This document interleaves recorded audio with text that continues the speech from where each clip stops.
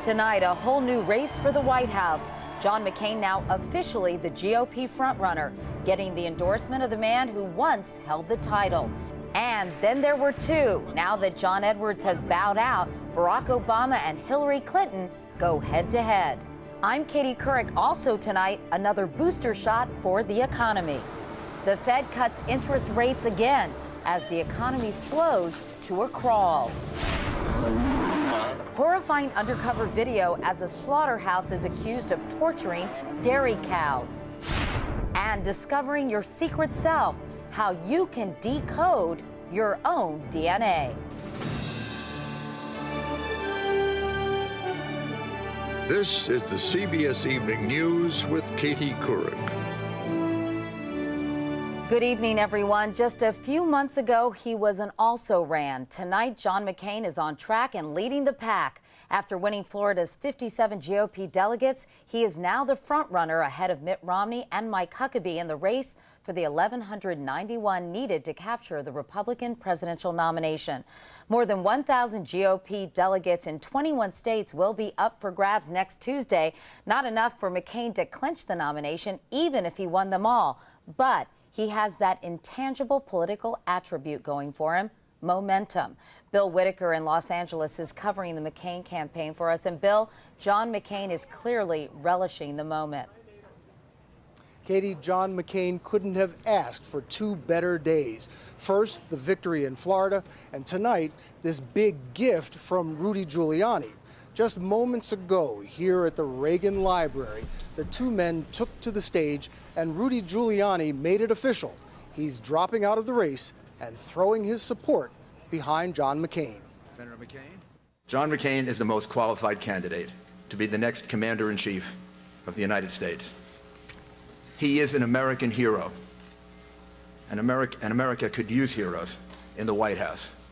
I not only thank him for his friendship, I want to thank him for his leadership of America. I want to thank him as we wage the struggle to secure the presidency of the United States. Now, the big question tonight is, how does this change the dynamics of the race? Since both men appeal to the same GOP voters, can McCain now rally the entire party behind him? The Florida primary was an all-Republican affair, and John McCain won all segments except conservatives. So last night he reminded that crucial core of GOP voters that he was an early soldier in the Reagan Revolution. I am as proud today to be a Republican conservative as I was then. But winning over conservatives could be harder than cementing his new front-runner status. He is not the choice of conservatives. McCain is routinely savaged by Rush Limbaugh and other conservative stalwarts for breaking ranks on immigration, taxes, and global warming.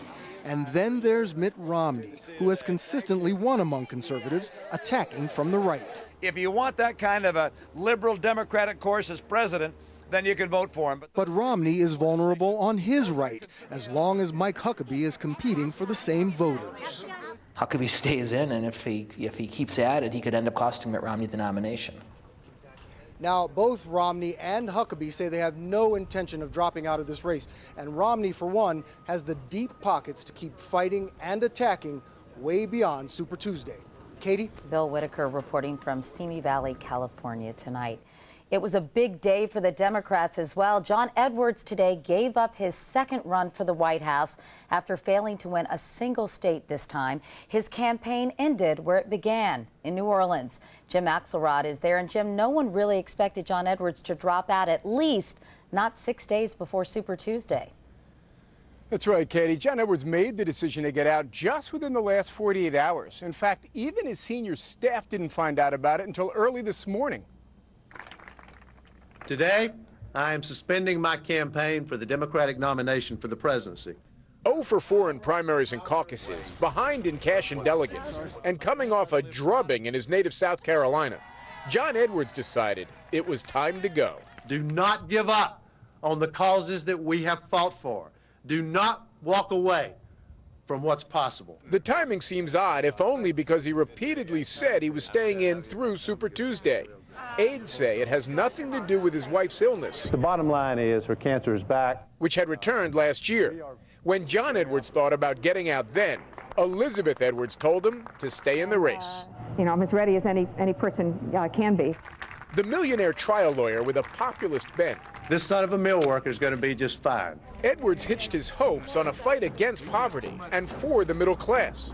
While the man who ran for vice president 4 years ago often set the policy agenda in this campaign, pushing for universal health care and restraints on lobbyists.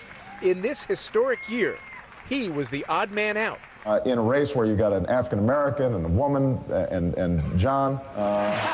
And so tonight, John Edwards has ended his second run for the White House, painfully short. And I say to all those who are struggling in this country, we will never forget you. Now, Edwards says that he has no plans, no immediate plans, to endorse either Barack Obama or Hillary Clinton. Advisors say Edwards fears Obama's just not ready to be president and that Hillary Clinton's just too divisive to be president. Katie. Jim Axelrod in New Orleans. Jim, thank you. So now it's a two-candidate race, Clinton and Obama, heading into Super Tuesday with more than 1,600 Democratic delegates at stake in 22 states. Our senior political correspondent Jeff Greenfield looks at how the Edwards exit changes the landscape. There was high praise for John Edwards today from one former rival. John has spent a lifetime fighting to give voice to the voiceless and hope to the struggling. And at a time when our politics is too focused on who's up and who's down, he consistently has made us focus on who matters. A generous shout out from the other. During this campaign, he has made poverty a centerpiece of his candidacy, and it needs to be on the top of the list of American priorities. And why not? In leaving the field to Clinton and Obama, Edwards also leaves enough supporters who might shift the balance of power between the two. They covet those supporters. Democrats who were drawn to Edwards' message. He's always stood up for the middle class. And for families. I'm a little embarrassed to be supporting the white male. But I really think he is the man. But who are these voters and where will they go? The Florida exit polls say they are overwhelmingly white. Edwards drew only 2% of the African Americans and 6% of Hispanics. They tend to be less well educated. They tend to be less well off than the comparable, say, white voters who went for either Hillary Clinton or Barack Obama. In this campaign, we didn't turn our heads. Perhaps most strikingly, Edwards voters were decidedly unenthusiastic about either of the other candidates, according to CBS polling director Kathy Frankovic. They were also more likely, those Edwards voters, to tell us that they didn't think the nation was ready for a black president or ready for a woman president. So there is a little bit of hesitancy there. So, who might they support? A top Edwards aide told CBS News that there is no national answer. Edwards' California voters, for example, are more liberal populists, likely to choose Obama. They're more working class in Missouri and Oklahoma, likely to lean toward Clinton. Now, we should not overestimate Edwards' impact. Remember, back in 2004, as the vice presidential nominee, he did not deliver his home state of North Carolina. But we should also recognize what's happened here. With Edwards out of the race, what would have seemed impossible a decade ago is now reality. The Democrats will nominate either a woman or an African American for president of the United States. Katie? Meanwhile, Clinton and Obama really want John Edwards' endorsement, Jeff, but they'd also like to have his donor list, right? In fact, this past weekend in Puerto Rico at a group of trial lawyers, both Obama and Clinton aides, including Terry McAuliffe, the Clinton chairman, they gave $8 million at least to Edwards, and there's still money floating around, and boy, Clinton and Obama want every dime for Super Tuesday. All right, Jeff Greenfield. Jeff, thank you. Now to what voters have been saying is the main issue in this campaign, the economy. The Fed cut interest rates again today, this time by 0.5 point, to try to keep the economy from slipping into a recession. After growing at a rate of nearly 5% in the third quarter of last year, it has slowed dramatically. Anthony Mason does the math. The engine of the world's biggest economy is stalling. Fourth quarter growth was a meager 0.6%, the slowest since we were recovering from the last recession 5 years ago. There's signs that our economy are slowing. There's some uncertainty in the economy. So the Fed slashed interest rates for the second time in only 8 days. The two cuts taking 1.25 points off its benchmark rate. Yeah, the rates did move down a little bit. And the economy is responding. Mortgage rates are dropping. Since July, the 30-year fixed has fallen 1.25 points to less than 5.5%. That would save someone with a $200,000 mortgage more than $160 a month. We are on the verge of being swamped. All I have to do is... Lenders say the rush to refinance is on. We've seen a pickup in our business of approximately 40%. But low rates have not kept home sales or prices from sliding. The housing market's still looking for a bottom, and it's really uncertain when we're going to find that bottom. And in hard-hit regions like western Michigan, small businesses are struggling. We have seen, a drop in sales. Looks nice. Bingoey runs 7 florist shops with 100 employees. So far, he hasn't had to lay off any workers. But he says the Fed's rate cuts won't sell more flowers. I have not seen that. I hope it does, but I don't think it will. The Fed has another headache tonight. Standard & Poor's just announced it may cut its ratings on more than $500 billion worth of subprime mortgage securities. That means Wall Street banks could face hundreds of billions of dollars more in subprime losses. And Katie, this could have a devastating effect on the financial markets. Anthony, you're starting to sound like the Grim Reaper every night, so it's good to have you. Thanks, Anthony. To the weather now. The brutal cold and snow that pounded the Midwest and plains is now hitting parts of the east. Upstate New York got blitzed with snow and high winds, with some gusts reported as high as 70 miles an hour. Driving was treacherous and flying impossible, with many flights around the region delayed or canceled. The storm toppled trees, damaged buildings, and knocked out power to tens of thousands of people. There is much more CBS News ahead, including disturbing pictures of animal abuse, which prompted a government investigation. But up next, she's being court-martialed for trying to take her own life. The latest shocking turn in the epidemic of attempted suicides in the military.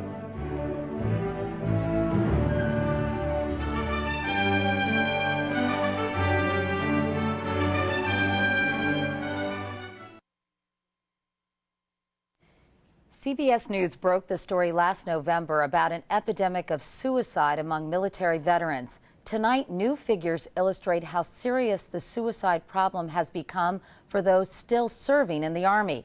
It's part of a report that will appear in tomorrow's Washington Post. And as David Martin tells us, it includes one soldier's harrowing story and her struggle to get help. Lieutenant Elizabeth Whiteside was admitted to the psychiatric lockdown ward at Walter Reed Army Medical Center today after trying to kill herself earlier this week. She took 2 weeks worth of medications, 4 different medications, and she took them all at once. Her father, Tom Whiteside, holds a note she left, reading in part, "I'm very disappointed with the Army."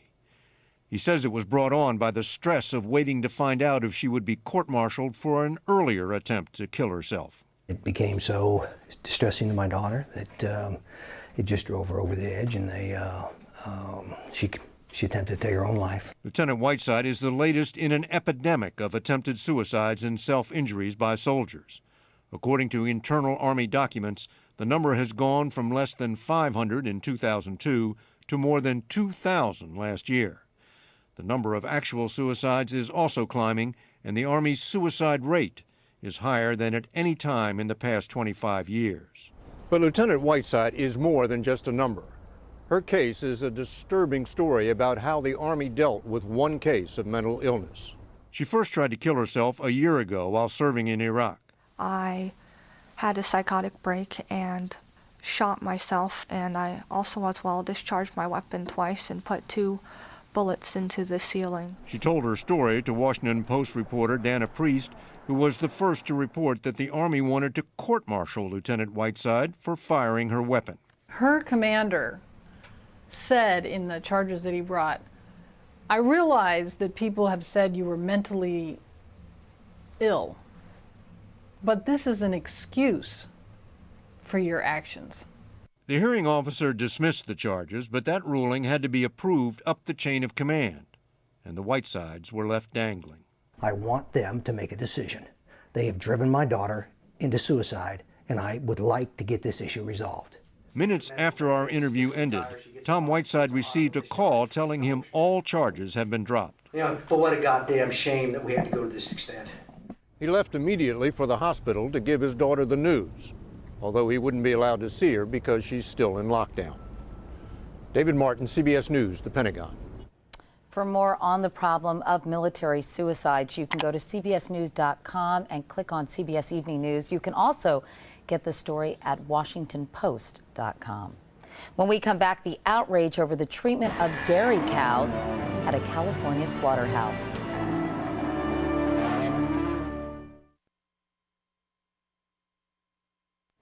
The Agriculture Department said today it will investigate allegations of animal abuse at a California slaughterhouse. Undercover video shot by the Humane Society captured some horrifying images. Nancy Cordes has the story and the video, which we should caution you is upsetting. The undercover video shows sickened cows too weak to walk, being jabbed with forklift blades, kicked, shocked, even sprayed in the face with powerful jets of water by workers at the Hallmark Meatpacking Company in Chino, California. The attempt was to make them so distressed and to cause them so much suffering that these animals would get up and walk into the slaughterhouse. The plant supplies Westland Meat Company, a major provider of meat to the USDA's school lunch program. Today, Westland's president and CEO temporarily halted operations at the plant, saying we are shocked, saddened, and sickened by what we have seen. Downer cows, those unable to walk because of illness or injury, are restricted from use in school lunches and elsewhere. Meat industry officials say there is no way to know if the cows actually entered the meat supply. They point out that the clearly ailing livestock would have had to pass a gauntlet of USDA veterinarians and inspectors before being slaughtered and sent to market. Nevertheless, the USDA today suspended Westland from supplying meat to federal food and nutrition programs pending the outcome of its investigation. And while the workers in this video have been fired, the Humane Society argues that the most shocking thing about the abuse shown here is that it happens all the time. Nancy Cordes, CBS News, New York. Now to much more pleasant pictures, these from outer space. 2 astronauts performed a risky spacewalk today, replacing a motor that's needed to operate a solar wing at the space station. NASA called the operation a success. The space agency also released the first close-up pictures of the planet Mercury taken by an unmanned spacecraft called Messenger. It may look a lot like our moon, but scientists see a dynamic planet with massive craters and evidence of past volcanoes. Finally tonight, revealing the inner you. There's a new way to unlock the secrets of your DNA that could even help save your life. Here's John Blackstone. It wasn't the usual kind of launch party for a Silicon Valley startup. Okay, so you call this? Well, this is a spit party. A spit party. A spit party. In the Spit Lounge. Sounds good. I'll get spitting. Guests provided a sample of their DNA for decoding. Well, why decide to do this? Well, curiosity first and foremost. I think that understanding our own genetics is the final frontier of information. Is that it? The spit collectors work for a website called 23andMe. So everybody has 23 pairs of chromosomes. The site's founders are Ann Wojcicki and Linda Avey. Their idea? Decode anyone's DNA for $1,000, a relative bargain. Even probably 5 years ago, to do what we're doing now would have cost well over $100,000. It looks like it's my Those who pay get a personal genetic profile online. This is Linda's account. The website explains what their DNA may mean. According to 2 genetic markers, I have higher risk for breast cancer. Only slightly higher, but still a warning to consider some preventive medicine. Should I actually have a baseline mammogram? Should I actually become more concerned about these things? As more research unravels the mysteries of the DNA double helix, genetic profiling is likely to become a routine part of preventive medicine. Just as we have a cholesterol test today, we may one day soon get our DNA decoded. Getting this information out was inevitable, and therefore 23andMe is just one of the first to get it out. But this is a tsunami that's coming. The technology is there. 23andMe has its own interesting DNA. Ann Wojcicki is married to Sergey Brin, one of the billionaire founders of Google, so she knows what he's made of, besides money. We actually have his whole family as part of it, and my whole family. 23andMe aims to do for genetics what Google did for the internet, make it easy and accessible for those curious about their DNA. And curiosity may be in our genes. John Blackstone, CBS News, Mountain View, California. And that is the CBS Evening News. I'm Katie Couric. Thank you for watching. I'll see you tomorrow. Good night.